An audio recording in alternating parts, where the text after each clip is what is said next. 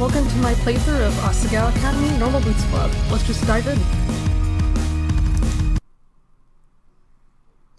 Chapter 1. The train made its way along the gentle curve of the coast of Japan, whisking me farther and farther from home. Across from me sat a boy, face half buried in a newspaper. He was deeply entranced in whatever article he was reading, and hadn't spoken a single word to me, even when I asked if I can join him in the last compartment with any available space. He shrugged, nodded, and adjusted his newspaper without ever making eye contact. It'd been almost an hour, in fact, and he hadn't once looked at me. Devoid of conversation, I took instead to counting the buttons on the pretentiously lush carmine seat cushions. 1, 2, 3, 21, 22, and so forth, over and over. Now and again, I turned to look out the window where the trees were blurring by. Sometimes the smeared green would break and reveal the quiet blue of the Sea of Japan. Eventually, this rapidity made my stomach churn, and I went back to counting the buttons on the seat cushions. 1, 2, 3. The train compartment shuddered around us. My eyes wandered to the boy in his jacket.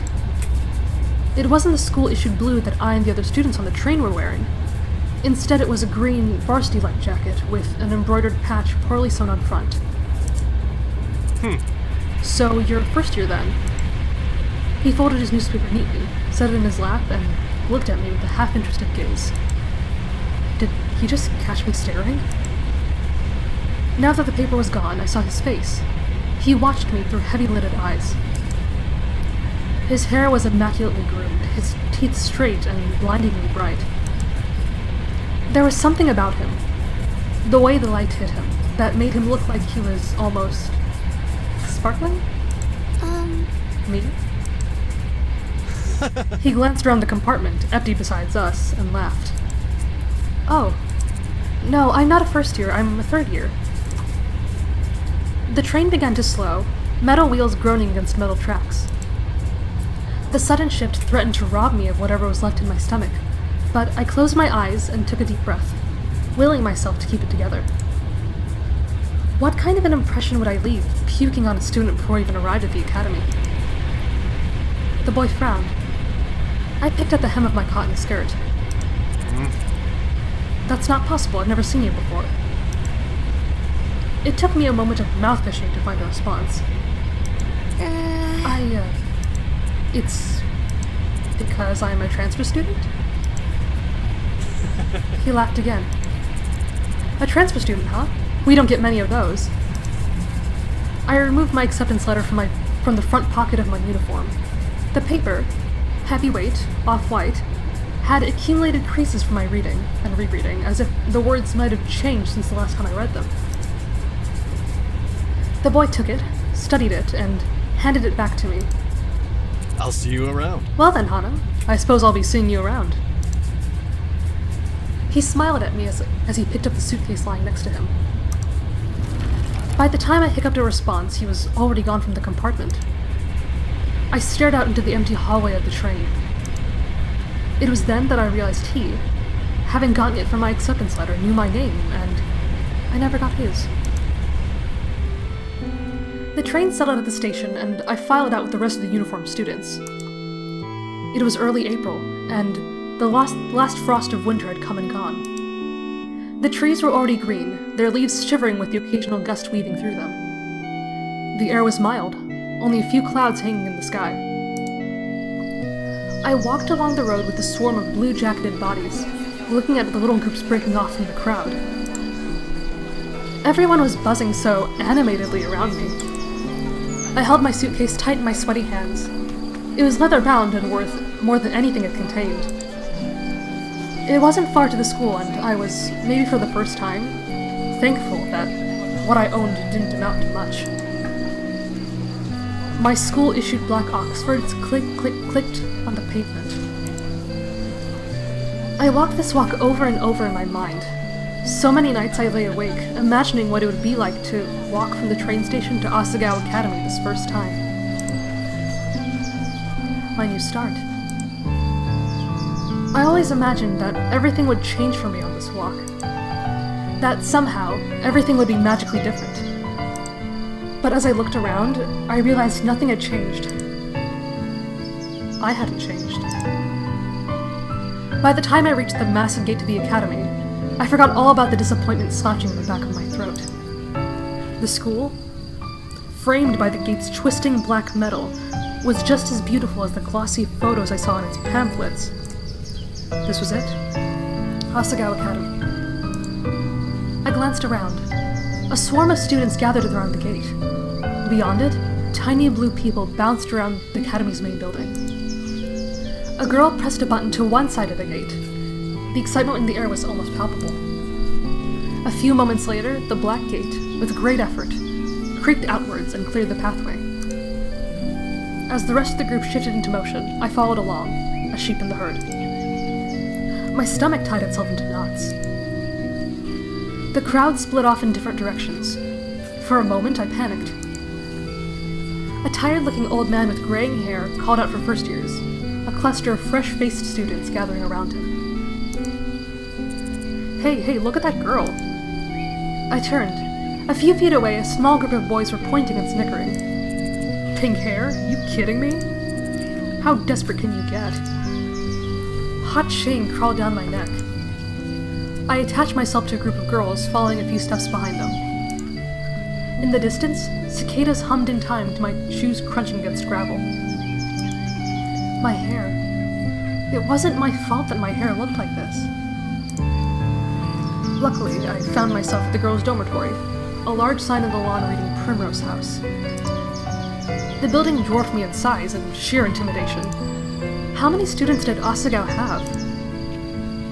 As I approached the building, a red-headed girl lingering nearby caught my attention. I looked away, then looked back. She was staring at me. She walked over.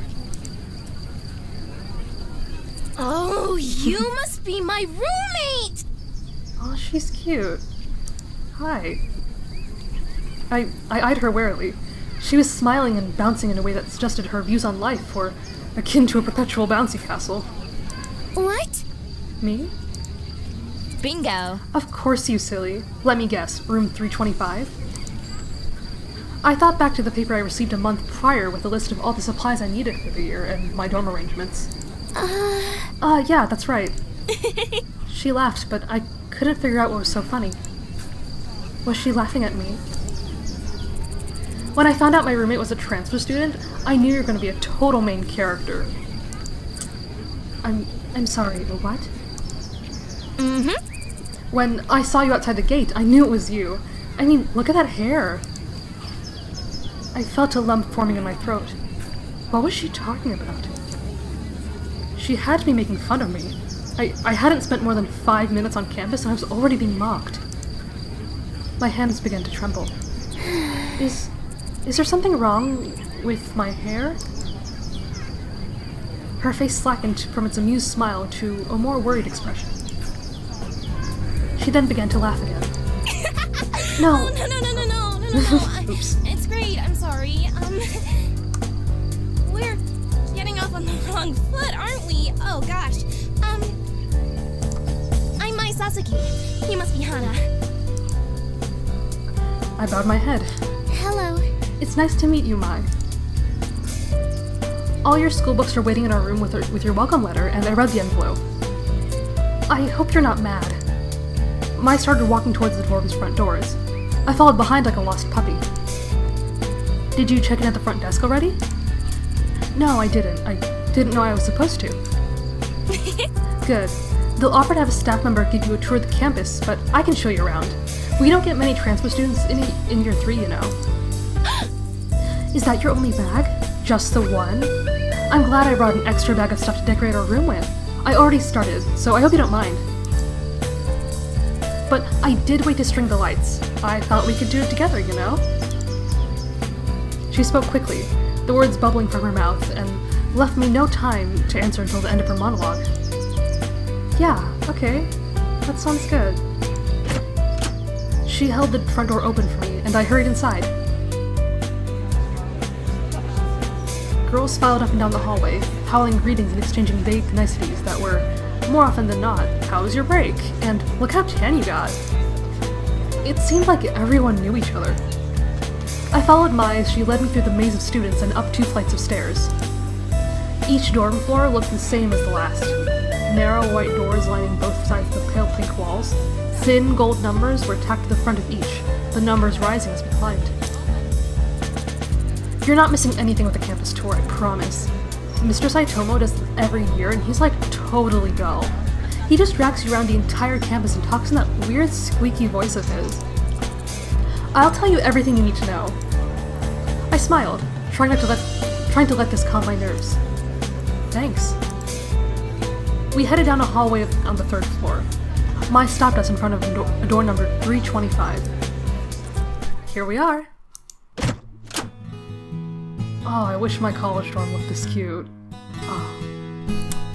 A faint smell of potpourri wafted through the room. The walls, like the hallway, were a soft powdery pink. Mai already defaced them with a tapestry of posters, magazine cutouts, and photographs. Some of the photos were of cats, but most were of male models and rugged musicians. A bunk bed, 2 writing desks with wooden chairs, a small dresser, and a mirrored vanity, all clearly provided by the school, were the only pieces of furniture in the tiny room. The top bunk was already covered in neatly tucked blankets and throw pillows of clashing patterns and colors. The bottom bunk had a single stiff-looking pillow and a thin cotton blanket that I didn't need to touch to know was horribly itchy. I must have grimaced, because Mai quickly smiled at me. I brought way too many pillows and blankets. I always overpack. I went to Italy over break and Mom got really mad at me because I bought 5 bags, but we were only there for a week. She laughed, pulled several blankets and pillows from her bunk, and rearranged them neatly on mine. A sudden twinge of guilt and embarrassment hit me. Perfection. There, that's much better. Thanks, Mai. I placed my suitcase on the bottom bunk and began to unpack its contents.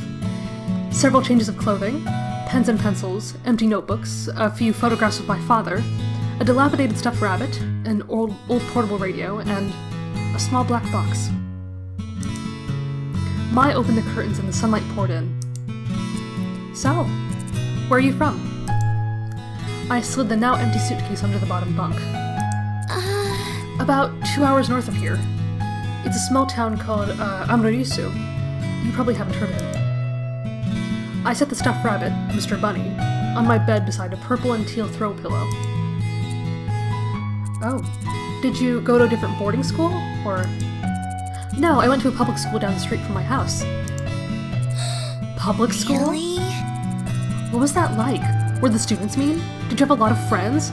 I always went to private schools. My parents work a lot, and my dad goes overseas, so I think they stuck me here for convenience. Oh.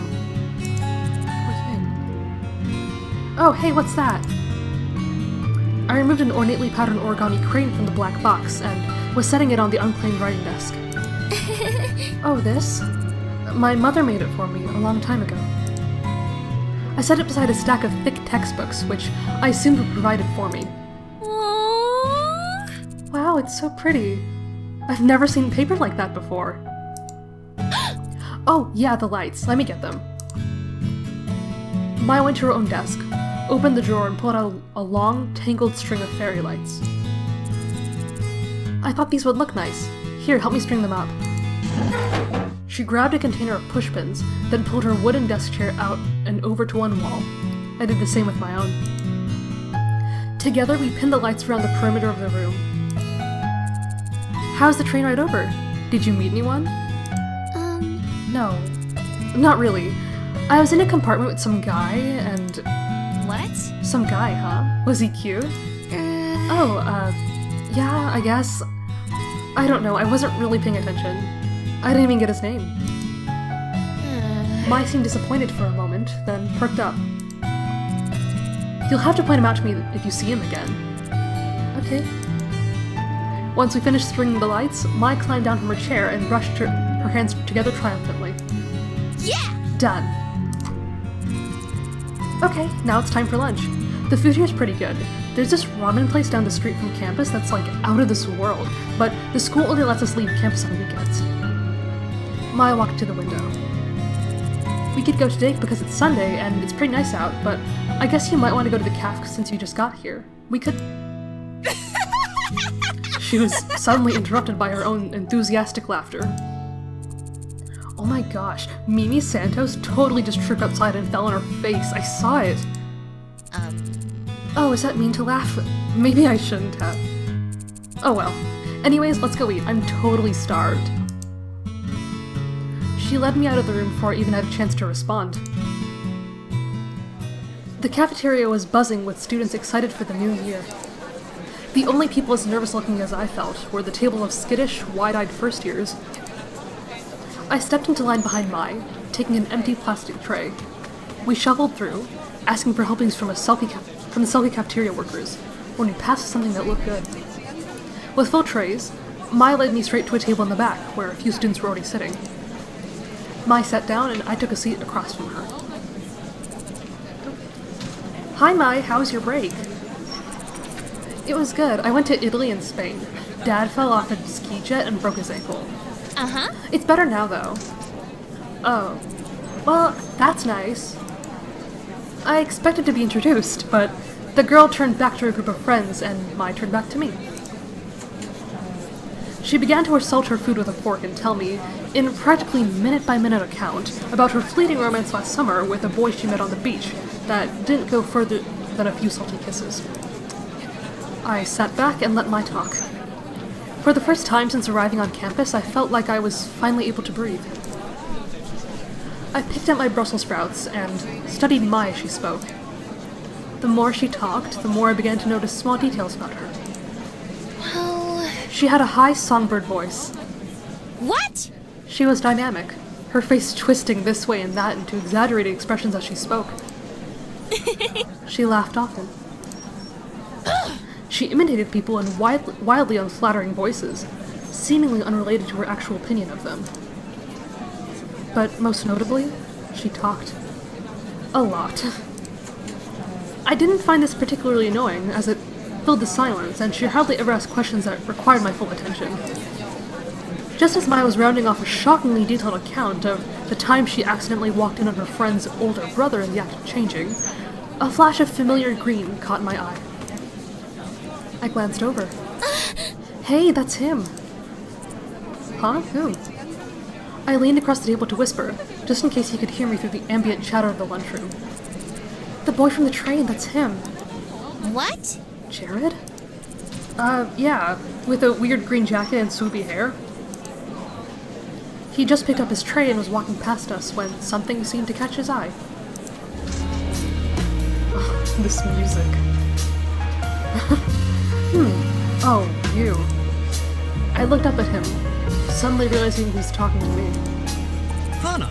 I met you on the train. How are things settling down for you? Really well. I found my roommate and she's been helping me out. I gestured to Mai, who was thunderstruck. In fact, looking around, everyone was. People stopped eating to turn and stare at me and Jared. My shoulders bunched around my neck. Well, if you ever need any help, I'll be around. 30, right? I nodded. All right. Some of my friends are in that here. Of course they can't compare to me, but I'll give them the heads up to look out for you. He flashed a dazzling smile and winked. It's the least I can do for such a cute girl. Oh, smooth as hell. Well, I'll see you around. I watched, a torrent of thoughts raging through my head, as he took a seat next to a bunch of guys who were all wearing the same jacket. That's Jared. She tore her eyes away from him and looked at me. He's so cute. He's the most beautiful guy in school. Oh, Jared. I can't believe he just looked at me. I looked at Mai. Her cheeks were glowing in a decent pink. Why do they all wear those jackets? I mean, aren't all the guys supposed to wear blue blazers as a part of their uniform? No, they're allowed to. They're... You know Jared? The girl turned back around and was looking at me with sudden interest. Did I know him? I only talked to him on the train for a few minutes, so not really. We weren't friends or anything. But looking around, Mai and this girl weren't the only ones who were interested. Everybody seemed to be listening in. They seemed so surprised when you talked to me. Maybe a little white lie couldn't hurt? I don't know. I guess so, or not really. I mean, I would think that if we're supposed to befriend these people, I don't want to lie about them. It would make me look like I'm, like, trying to get in with them, so... Yeah, I'll just say not really. We only spoke for a couple minutes anyway. Oh.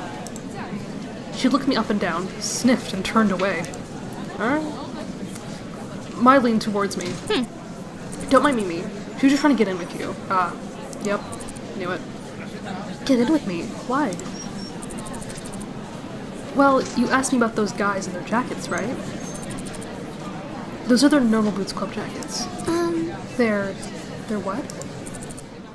What's Normal Boots Club?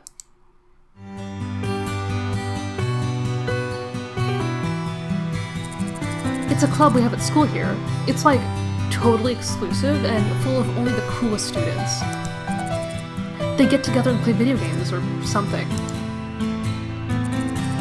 That one right there is John, also known as JonTron. His bird's name is John. John is also the president of the drama club here at school. Next name is PBG. He and John founded the Normal Boots Club together, and PBG was one of the best soccer players on our team. Then there's Gerard. People call him the completionist because he's obsessed with completing things. He has the biggest itty-bitty kitty collection I've ever seen. Next name is Jared, also known as Pro Jared, and he's a model. Then there's Satchbad, but everyone calls him Satch. He's like crazy smart. Those guys over there are Paul, Nick, and Josh. They write a column in the school newspaper called Continue. Paul, the one standing up, is a student council president. And the guy on the end there is Shane. He knows more about video games than anyone ever. She exhaled a dreamy sigh into her mashed potatoes. So, how would someone, join the Normal Boots Club? You don't choose the boots, Hana. The boots choose you. What does that even mean? You have to be presented with the boots to be in the club, and they're, like, super selective. What are the boots? The club has this boot statue. It's like the one of their patches, but it's gold-plated. It's their mascot, I guess? They do this weird initiation ritual with it. Ritual? I hear they fill a room with candles and wear those totally creepy robes during initiation. This Tier 2 girl said she saw it once, and they were all, like, chanting around the boots, and it sounded like they were talking backwards. But I don't believe her. And even if it's true, I don't care if they're a cult, because they're all really hot. Okay. Do they have a lot of friends? Yeah, tons of friends. I'd say they're the most popular kids in school. I mean, everyone in school totally looks up to them. I bet they can get any girl in school, too. Or a boy, for that matter. Hey, are you gonna eat your cake? I shook my head and pushed the plastic tray across the table to her. For the remainder of lunch, I listened to Mai talk about Jared through mouthfuls of half-dissolved frosting. Back at the dorm, I sorted through a pile of textbooks the school left for me. My radio was playing a poppy tune, equal parts music to static. Mai fervently scribbled in her notebook at her desk, hunched over it with strikingly poor posture. Hey! Hey, Mai. She didn't bother to look up. Am I supposed to have a textbook for History 309? She shuffled through her papers on her desk before producing a thick textbook. A demure man in a powdered wig frowned at me from the cover. Yeah, this one. I sighed. I don't have that one. The school must have missed it. Mai shrugged and set the textbook back in her pile. They have a bunch in the library. You can just check one out. Where's the library? Mai riffled through her notebook and wrote something down. She tore the page out and handed me a crudely drawn map. Oh, okay. Well, I'll be back in a little bit. Okay. It took me at least 20 minutes to find the library. By the time I realized I was holding the map upside down, the sun was setting. The library is much larger than I expected, the walls lined from floor to ceiling with books of all sizes on rough wooden shelves. Intimidated, I headed for the front desk. A recognizably green and gray jacket was bent around behind the counter. Normal boots. I briefly considered running away. Hey. Can I help you? Too late. Yeah. The school forgot to give me one of my textbooks. I was told I can get it here. Which one is it? The History 309 textbook. He stepped from behind the counter and motioned for me to follow. We dodged between aisles in a comfortable silence. He seemed friendly enough. I should say something. What was his name again? Shane? Gerard? John? No, not John. Satch. Satch. Huh? Oh, you work here? Of course he worked here. He chuckled, dimples appearing on his cheeks. Oh, he's cute. Yeah, I'm the librarian's assistant. It's my second year, and I love it. I get to help people find books that speak to them. His eyes twinkled like a kid's on Christmas. There are books right down here. He stopped at a row of thick, dusty books. Was this all history? And pulled out the book with the powdered wig man I saw earlier. Thanks. He waved his hand. It was nothing. Do you need help with anything else? I wanted to make a good impression on the Normal Boots Club, but I couldn't come up with anything. No. Thanks. Copacetic. You're welcome. As we headed back through the cavernous library, my unease melted away.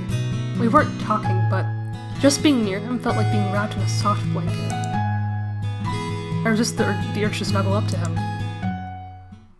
We neared the front desk, stepping around a clump of studying students. As we passed, one of them shifted.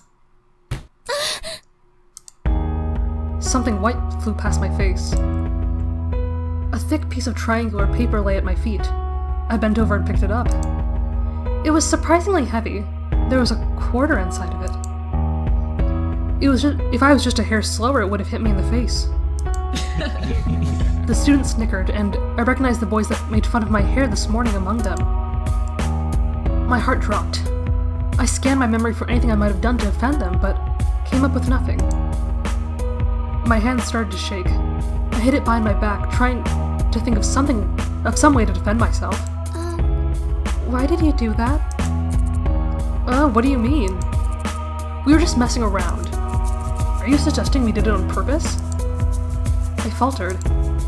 There was nothing I could say. I was outnumbered. They would twist my words around no matter how straightforward I was. No, Sorry. One of the boys held his hand up for the paper. I inched closer to give it to him, angry at myself for being so compliant. I wish I were... Oh. A gentle warmth closed over my hand and took the paper from me. Yes, Satch to the rescue. Satch examined the paper closely. I see what your problem is. Your aim would be better if you cut the corners before you folded it.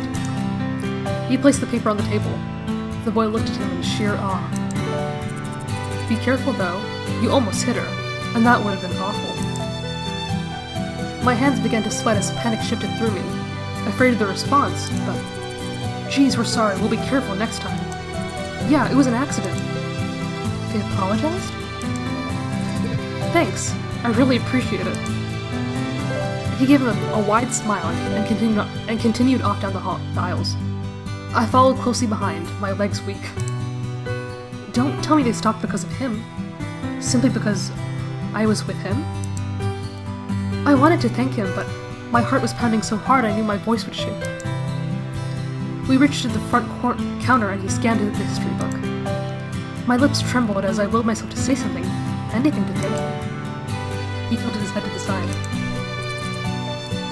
What books do you like to read? Fiction? He chuckled. I just finished a good book. I think it'd be right up your alley, if you don't mind me saying so. He reached around the counter, put out a thick green book, and passed it to me. A man in black stood up on the front, hugging a woman in royal robes. It's long, but it's one of my favorites, The Princess Betrothed. I know things can be tough transferring to a new school. If you're ever worried, just read this. It'll transport you 100 miles away in a second. Tears stung my eyes, so I ducked my head. Satch. Thank you, Satch. For more than just the books. You're welcome. Oh, sorry, I don't think I got your name. My name is Hana Mizuno. I'm a transfer student. Hana. Well, it's nice to meet you, Hana. Let me know how you like your book. I will. That couldn't have gone better. Not only was Satch impossibly kind, but being around him felt easy, refreshing. Like being doused in the mist of a waterfall. Oh gosh, what was I thinking? My cheeks hot, I left the library, 2 surprisingly heavy books under one arm.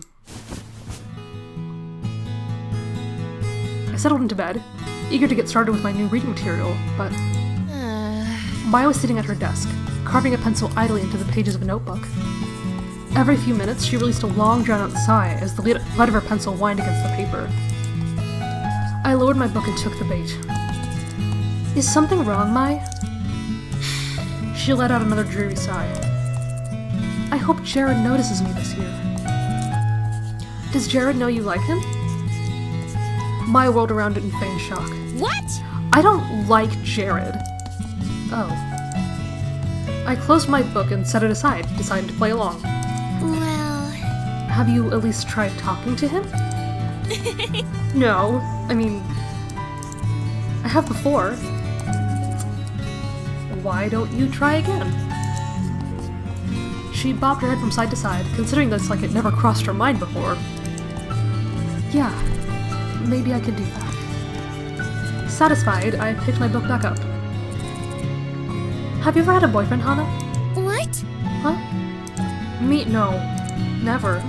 Really? Never? Never. I bet you 10,000 yen that you meet a totally cute boy here and fall in love by the end of the school year. You're crazy. I buried my face back in my book, barring Mai from any further discussion. Fall in love by the end of the year? Me? If I were a betting kind of girl, I'd take that bet. Alright, I think I'm gonna end it here. So now that we finished a whole day at Asagao Academy, let's see. I like Satch. He seems to be very friendly and kind, and I like smart guys. Jared's pretty smooth too, but also Mai is attached to him, so I don't want to break her heart. I don't know really who I'm going to choose to pursue.